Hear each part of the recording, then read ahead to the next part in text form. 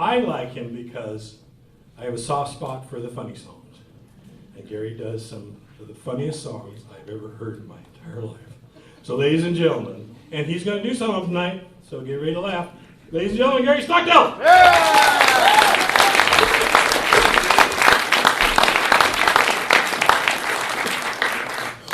Gary Lynch!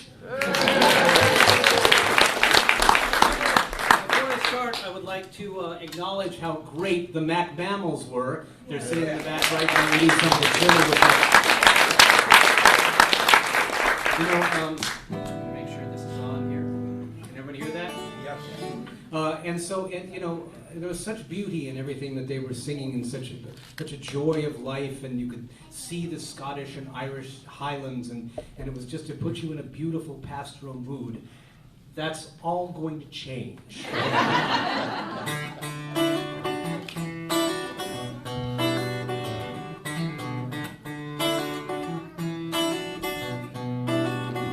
Where have all our statesmen gone? Seems their time has all moved on long ago, and so far away.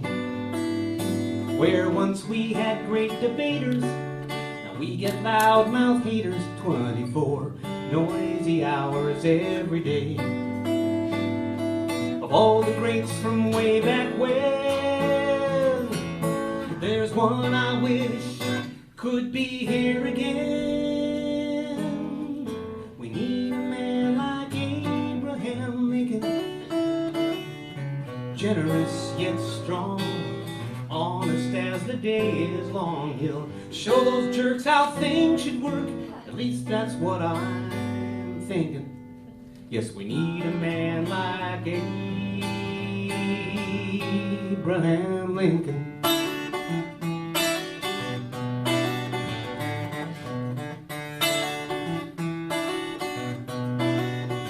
Abe would never ever preach, nor would he flub up a speech, getting all his words in a mess. No PR firm would need to handle some humiliating scandal like telltale stains on a dress. He would never claim that God had chosen him and Mary Todd. We need a man like Abraham Lincoln. We'd all jump for joy if we had that man from Illinois to navigate our ship of state and keep us from sinking. Yes, we need a man like Abraham Lincoln. And you never bleat or bluster or misuse the filibuster or proclaim emancipation for dishonest corporations. Wouldn't gut the public schools, wouldn't make up his own rules. Yes, we need a man like Abraham Lincoln, with no doubt in his mind that freedom's meant for all mankind. Those days when kings and popes run things are surely shrinking. Yes, we need someone to point the way, and that just might be gal today. We need someone like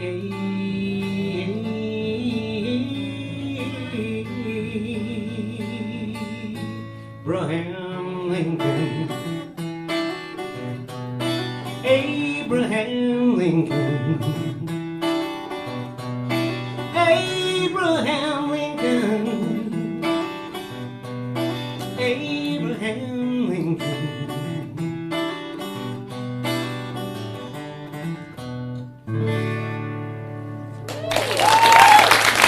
Thank you. Thank you so much. I'm really happy to be here. I met Gary and Kathy Lynch at Far West about 3 years ago, and I'd heard they're doing a show, and every year I would come and go, I play your show, and say, oh, I don't know. And now I finally got a space in here with the great McMammals, and I'm so honored to be here. And I hope in 3 or 4 years more he's saying, we haven't had him for 3 or 4 years, but we're going to bring him back. So it's all depending on you. If you like it, I'm back. If not, I'm done in showbiz. At least in Camarillo. Let's see if we're still in tune. I know that he mentioned, I saw a couple kids come in, and I asked the people who brought the kids if it was okay, and but there are some adult words in my songs here and there, like 75%. It's not a word that you don't hear in the average, second grade classroom these days. So, by the way, are there any parents in the room? No parents? Nobody in the room has had children? You guys are all so smart. Why didn't they do what you did? So there are parents. Raise your hand if you're a parent. If you've had children. If you've spawned. All right. Well, this song is dedicated to you. I have to put a capo on. This is very technical.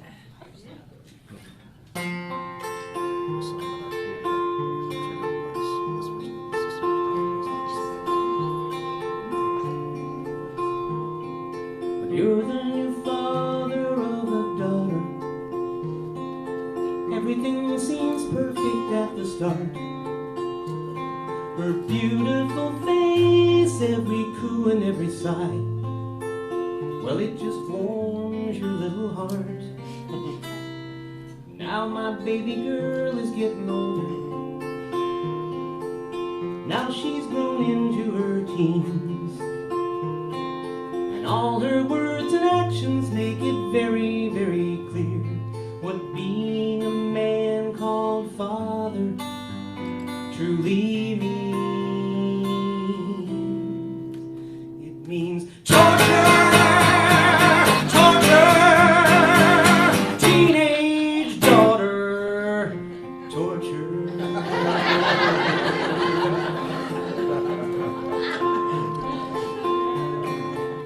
When I was young, I vowed to understand rebellion, how it felt when I was living in their shoes. But questioning authority is not quite as cool a plan when the man to whom they're sticking it is you. In my teens, there was no Instagram or Facebook. The telephone was all we really had. So imagine my surprise when I grounded her one night, and then I read her status update. Fuck you, Dad. It's torture, torture, teenage daughter, torture. At the end of this tunnel, they say that there's a light. That's what parents tell me who have been there. But when that tunnel's light is in your sight, the one thing you know for sure, you're still in there.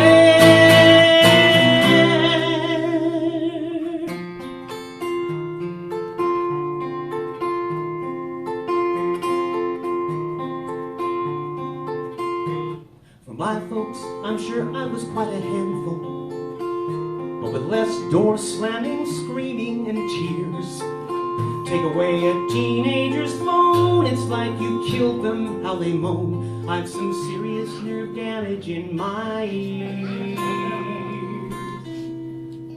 But the truth is, I just want her to be happy, and not to mess up quite as much as her old man.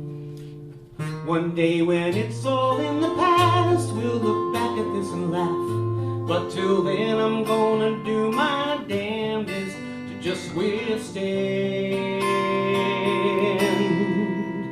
this torture, torture, teenage daughter, torture, torture. I'd rather have my fingers cracked or be stretched upon the rack. Bamboo splinters in my nails, thrown in a pit of rats and snails. I can take being drawn and quartered, driven mad by dripping water, but not this teenage daughter. Torture.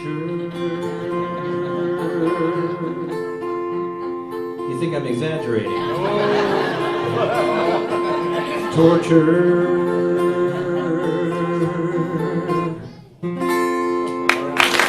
Thank you.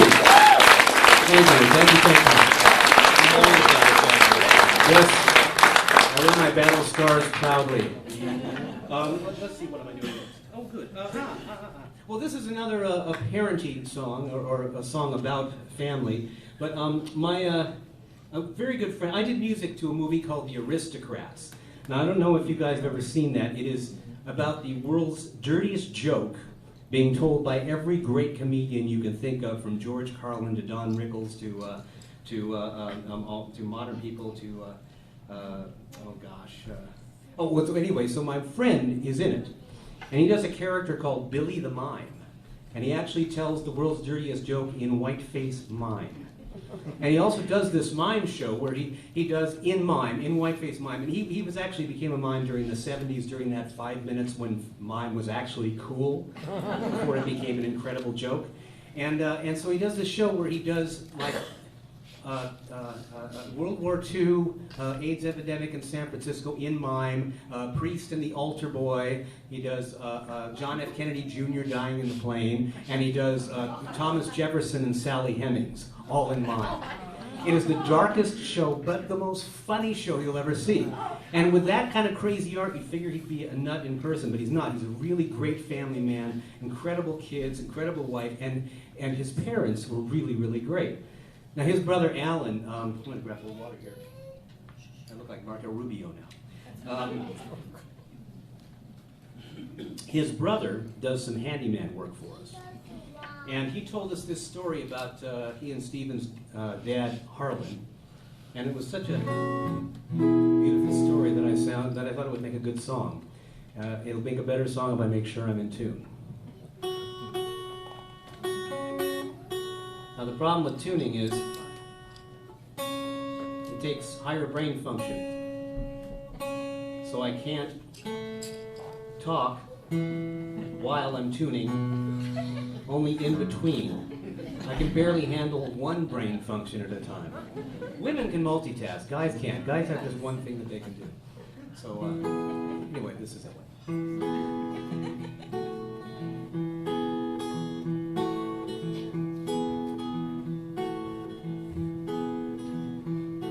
He's one of the greatest generation.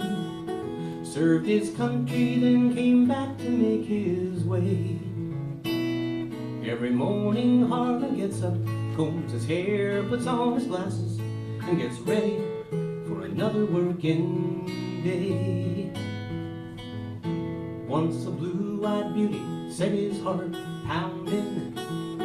Harlan thought, I'm gonna make that girl my wife. So he bought a little house and carried her across the threshold, and together they began a brand new life. Then 1, 2, and 3, they became a family. Every one of them filled Harlan with such pride. He would keep them safe and sound with his girl right by his side. He knows that love has a job to do. True love has a job to do. And with every single breath, he will do his level best. For love has a job to do. He'll fix their bikes and help them with their homework. He and his girl drove them down to Disneyland.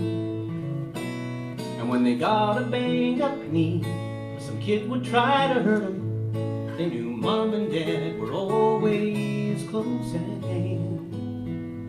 From grade school to colleges to weddings, as they left and started families of their own. He missed them so, but he felt fine, 'cause he had his girl beside him. With his love for her, he'd never be alone. So on and on the years would roll, but time would take its toll. She'd forget the thing or two now and then, but he'd just smile and take her hand and remind her once again, because love has a job to do. True love has a job to do. And with every single breath he will do his level best, for love has a job to do.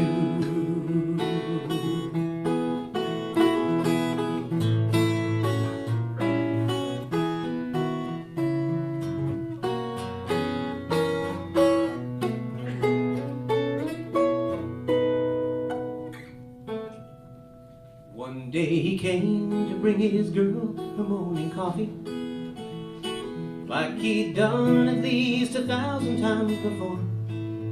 He touched her cheek, spoke her name, then put the cup back on the table. He could tell she wouldn't need it anymore. He looked down at the stone, her name was carved upon it, and he knew she needed him for one more chore. So he stood up straight and tall, combed his hair, put on his glasses, and bought some polish and a brush down at the store. Now every week all on his own he polishes that stone, so proud of how it's shining in the sun, making sure his girl's the brightest one. A good man's work is never done, for he knows love has a job to do. True love has a job to do. And with every single breath he will do his level best, for love has a job to do. True love has a job to do, and as long as he may live, he'll give all he has to give, for love has a job. Oh, to do. He's one of the greatest generation.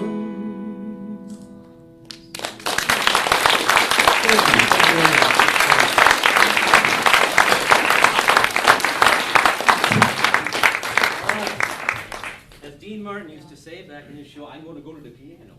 Remember Dean Martin's show? Yeah. Never rehearsed a thing. He would come in, everybody would have been rehearsed, he just walked in and did it.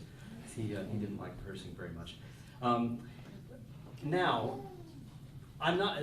You guys probably will know the town that I'm talking about, but this is a town that I grew up in that's not far from here, not too far from here, a little south. But this is a true story, and about the place I grew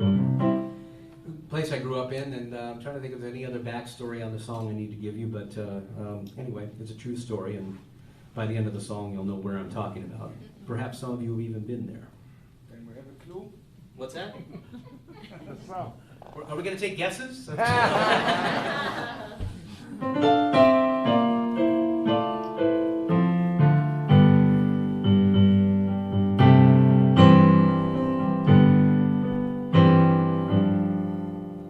streets of my hometown was always clean and bright. Rows of craftsman houses, fences painted white. Dads would work, moms stayed home. The schools filled up with kids.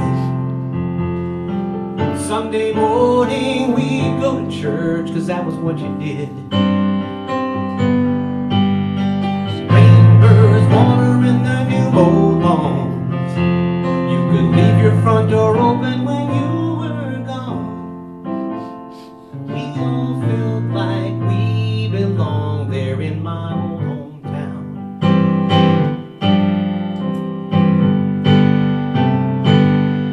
Seemed like every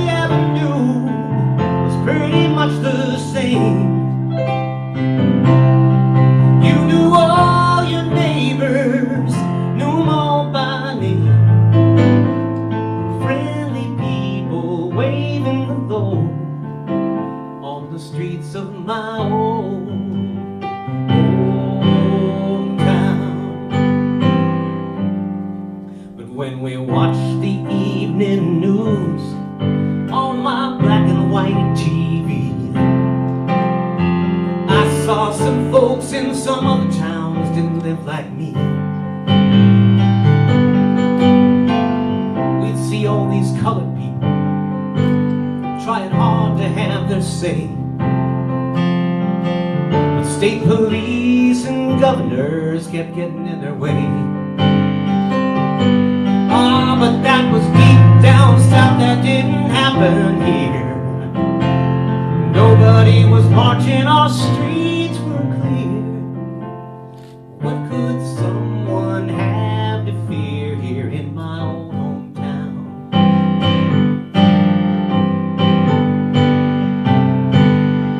There were lots of nice faces, but no one's skin was dark.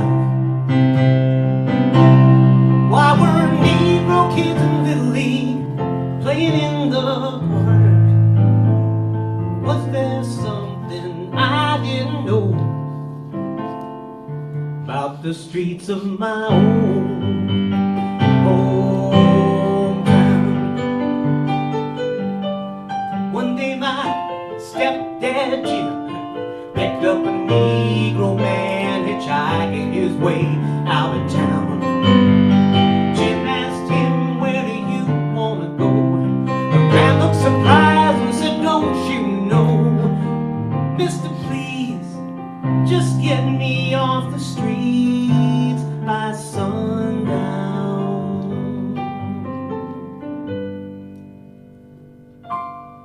See, my hometown had a law, not the written kind.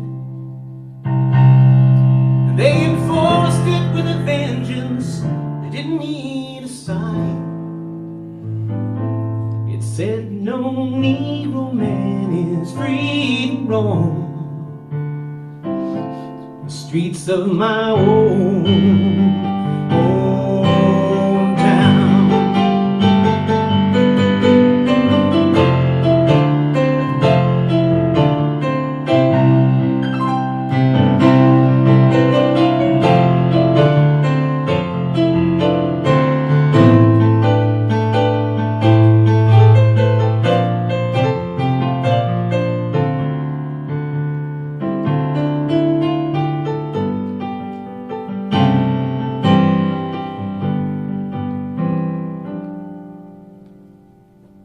But now the Glendale streets are different than the way they used to be. We got every color, every creed, every nationality. My friend, he's a Glendale cop, half black, half Japanese. He upholds the law with an even hand for each person equally. Hey, we got Armenians and Persians and Vietnamese. Some are black, some are brown, and some look like me.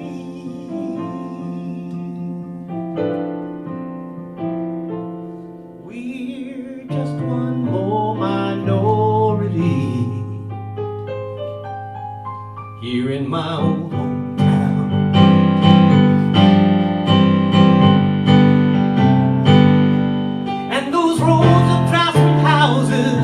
Still look the same. You try hard to pronounce your neighbor's name. Friendly people waving low, free to go where they want to go. Every color of the human rainbow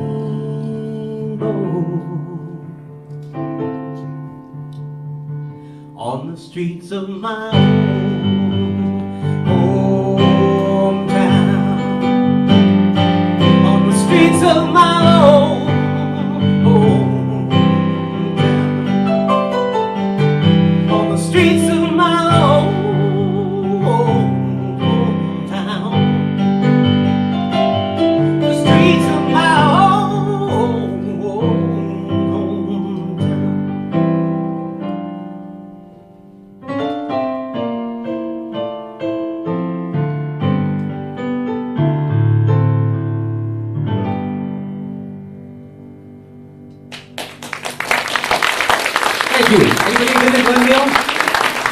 You know what I'm talking about. Interesting town to grow up in. The day after Martin Luther King's Jr.'s March on Washington, there was a full-page ad in the Glendale News Press: "White persons march on Washington," for all the aggrieved master race.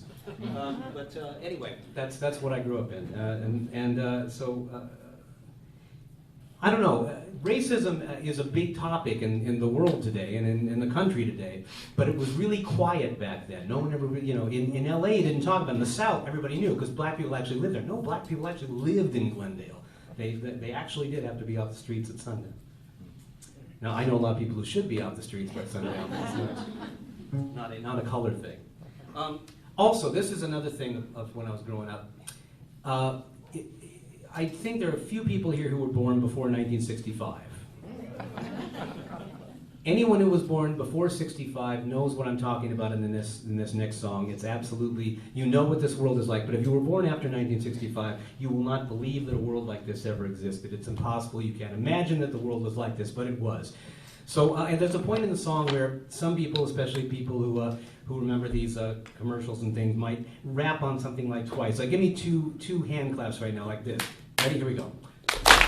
So if you feel that during the song, go ahead and do it. I'll try and tip you off, but you do get a prize afterwards. Oh, and this is one area where we actually have experienced something that the modern generation doesn't. So we have that over you.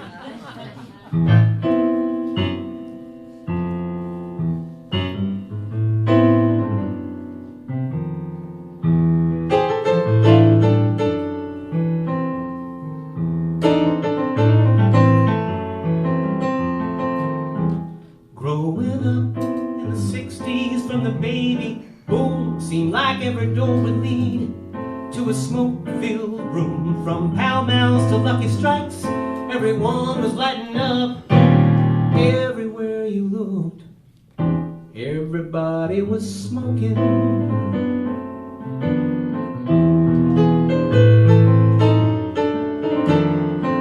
TV hosts had ashtrays on the table every night. They'd take a drag and then exhale the time the joke just right. But Collier, on to tell the truth, waxed eloquent for Salem's. Ed Sullivan sold larks twixt Ballet Roos and Jackie Mason. More doctors smoked Camels than any other cigarette. But you needn't walk a mile, they sold them everywhere you went.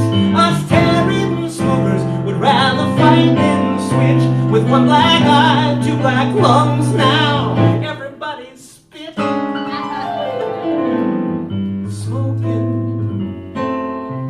Everybody was smoking. Some thought menthol helped the medicine go down sweet and slow, but Marlboro men did not go in for all that rigmarole.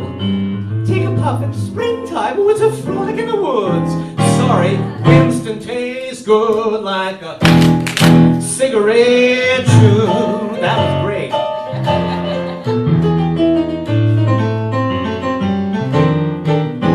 Skinny guys who played in all those guitar bands stuck the stick right on the neck while they were busy with their hands. Black folks got the word, come all the way up to cool. It was okay for them to smoke, but maybe not to go to school. But soon equal rights came also for the so-called weaker sex. You've come a long way, baby, now come on, smoke this cigarette. Blow some smoke into her face, man. She'll be putty in your hand, and you can share an L&M after you've emptied out your glands.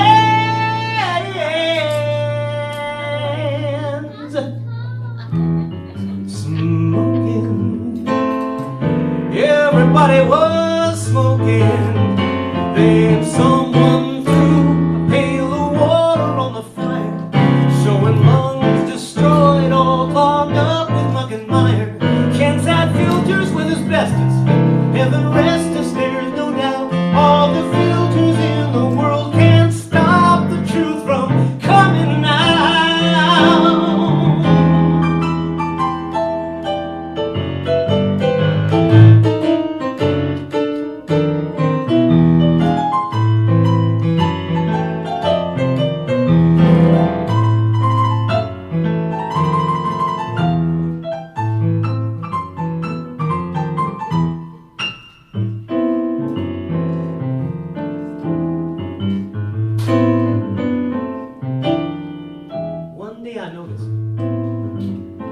smoked a cig outside. All the other folks were inside, still cozy, warm, and dry. I started smoking to be in, to be like, dig me, I'm cool. So how come I'm out here freezing, feeling like a fool? So I stopped. I went cold turkey, never even snuck a puff. Though I'll say for a while, hey, it was pretty goddamn rough. Still, I quit those butts, those stinking cigarettes. Though I admit I've not quit smoking certain other things just yet. Although smoking is less hip now in the good old USA. Thing called J. Reynolds will just slip out, tuck its tail and run away. Now they got market share in China, Indonesia and Ukraine. The names haven't changed, but the smoke screen remains.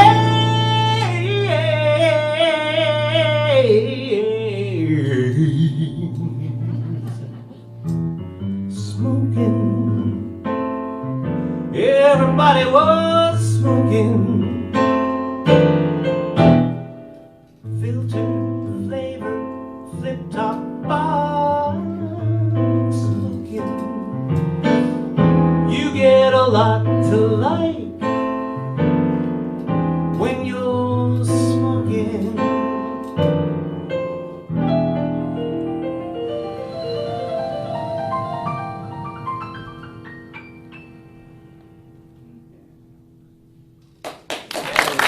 Thank you very much.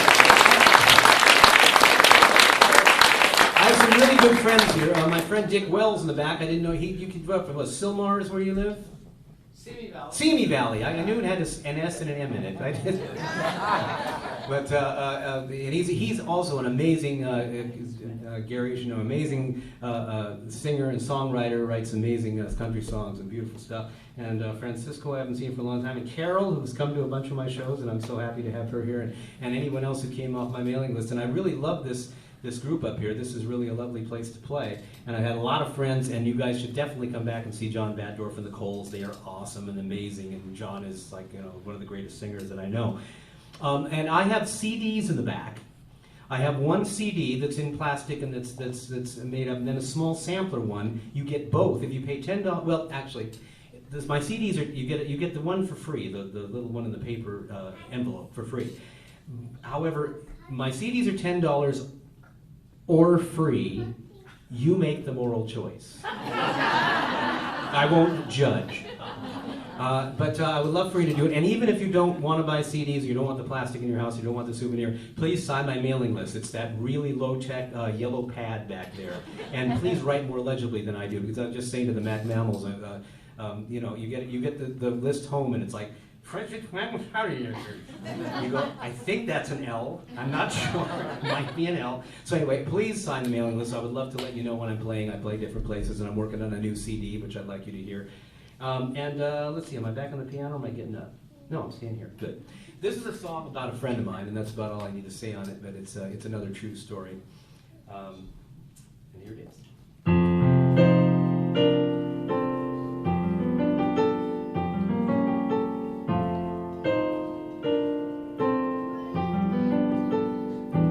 Dark sunglasses, though the sky is gray. She said her eyes didn't look right that day. She must put her best face forward, pretty paint to hide the lines. It's 10:30 in the morning, and she's dressed up to the nines. She does this all the time. You shouldn't have to try so hard, Eugenia, to prove you are still beautiful. You are still beautiful.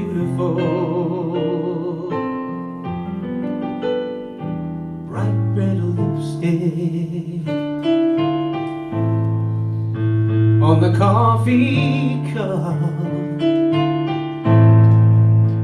a glass glasses off now, dark eyes looking up. Did she need all that preparation just to face the day? Or is it her age that makes her see herself that way? I wish I could say you shouldn't have to try so hard, Eugenia, to prove you are still beautiful. You are still beautiful. You shouldn't have so much to do to show us who you are. You are beautiful. You are still beautiful. You're never supposed to ask a woman her age. They say it's not polite, but I don't understand why the years can show on a man, but a woman has to keep it all from sight.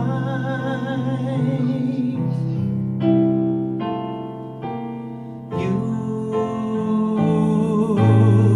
shouldn't have to try so hard, Eugenia, to prove you are still beautiful. You are still beautiful, and you shouldn't have so much to do to show us who you are. You are beautiful. You are still beautiful. You are beautiful. You are still beautiful.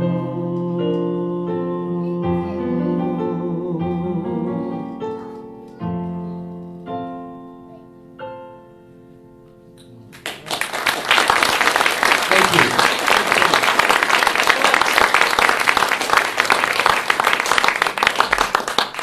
Now, you know, it's always a problem when, which my comedian friends will tell you. Somebody tried to introduce me as a comedian the other day, and I said, no, that's above my pay grade. I mean, there are a few songs I do that are funny, but, you know, it's like when somebody says, you're gonna laugh your head off, and then you there, and if you don't, then that sort of defeats the purpose. But this song is kind of a serious one. It's kind of you know, it's kind of very close to my heart. So hopefully you'll deal with it in the spirit it was intended.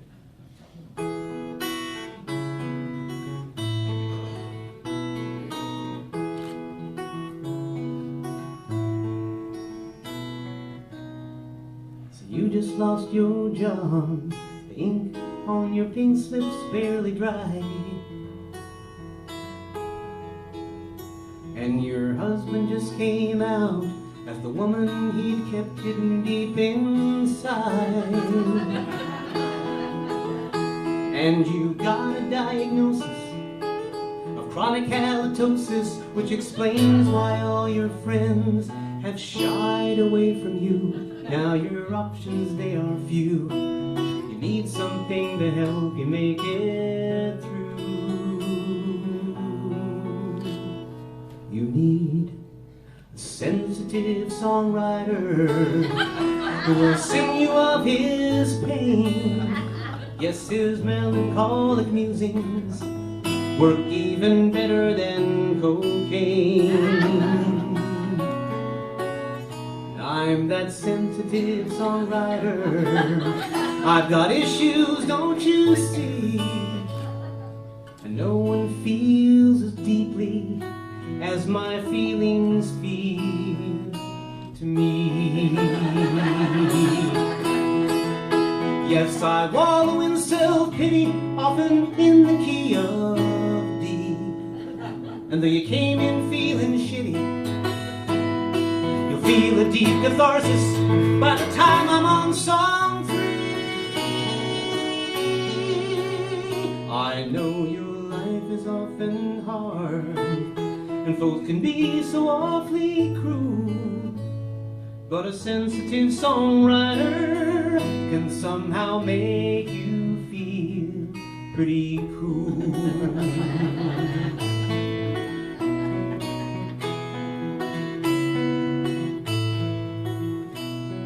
My themes are universal, and irony's my game, and I rarely need rehearsal, 'cause every song sounds just the same. My voice is warm and soulful, and my riffs are high and sweet.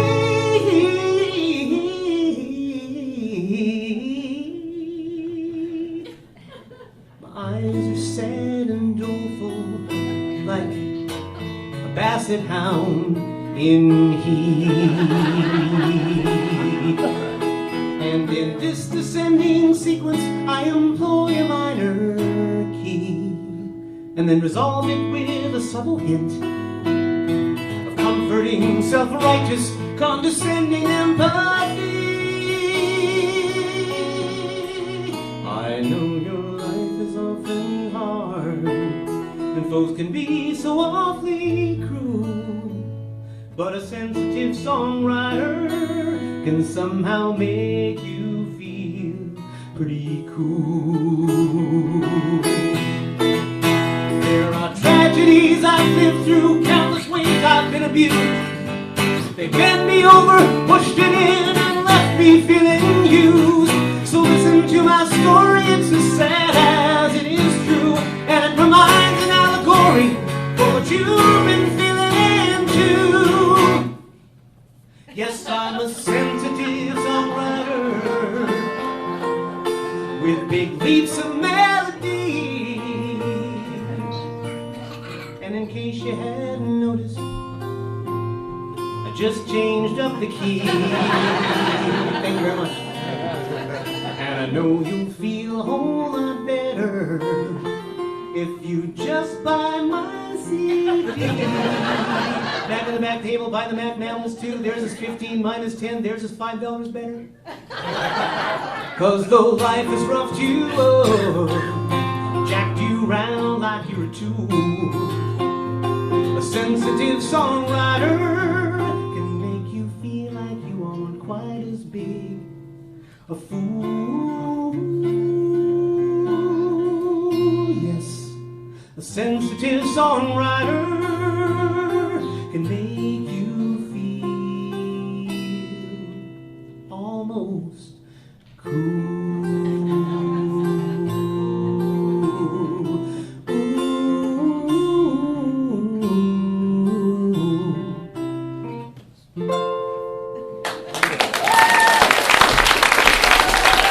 So much. Again, I want to thank Gary and Kathy Lynch. How are we doing on time? What's that? I forgot to give you the 2-song warning. Oh, I'm on the 2-song warning already? You're on the 1-song warning. Oh, damn. Well, let's see. What am I going to do? Okay, I'll do this one, and then we'll do the whole fake encore ritual. Let's see. Stop being so entertaining so I remember my timing. Okay, I will stop. Next time I come, I promise to be less entertaining. Okay, this is a song. I was going to do another song about my dad, but this is a song about some advice that my dad gave me. So this is the one where your son. Well, you were in the Navy, so your grandson has heard the words before. Kind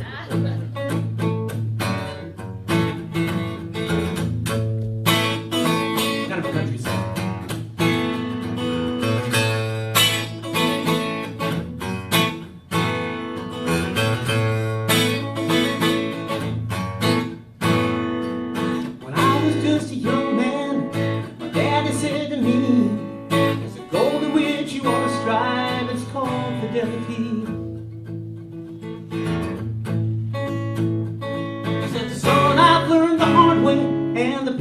Paid is steep, that's why I'm on marriage number 5.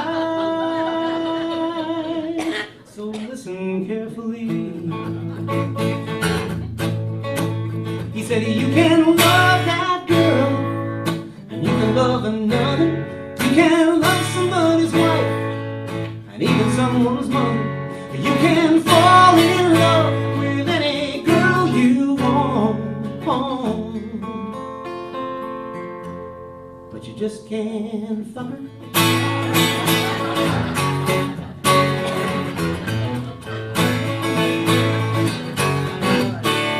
Now I laid around, I lived life on the run. I roamed as far as I could roam, had good times by the ton. Then I finally found a girl, I knew she was the one. And until she says, hey honey, bring another girl home, my playing days are done. My daddy said, you can love that girl, you can love another. You can love somebody's wife, and even someone's mother. You can fall in love with any girl you want, but you just can't fuck her. You better not. You better not. Oh, oh.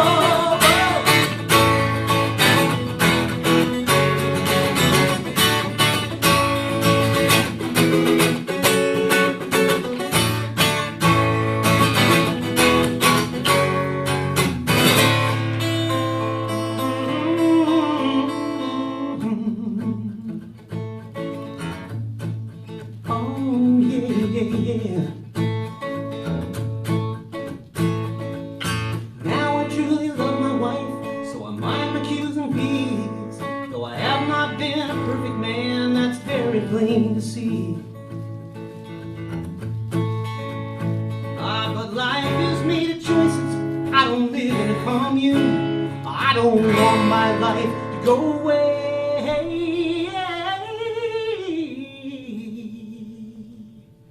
and fall to rock and roll. I remember what my daddy said to me. He said, you can love that girl, and you can love another. You can love somebody's wife, and even someone's mother. You can fall in love with any girl you want. Oh, you can love that girl, and you can love another. You can love somebody's wife, and even someone's mother. You can